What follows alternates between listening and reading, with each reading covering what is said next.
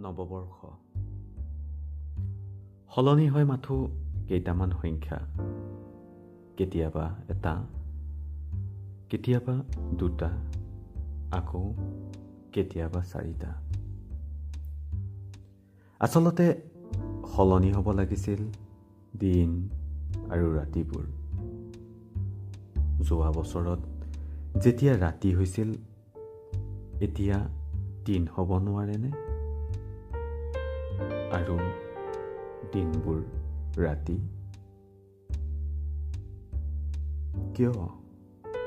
কিয় নোৱাৰে?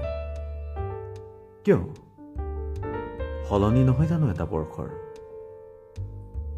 যদি বৰ্ষৰ সলনি হয়, তেতিয়াহ'লে কিয় আমাৰ মনবোৰ, সমাজখন, পৰিস্থিতি আৰু সময়বোৰ সলনি নহয়? আচলতে সময় এতিয়া সংখ্যাৰ সলনি কৰাৰ সময় নহয়। সময় এতিয়া নিজক সলনি কৰাৰ, সময় এতিয়া সমাজখনক সলনি কৰাৰ।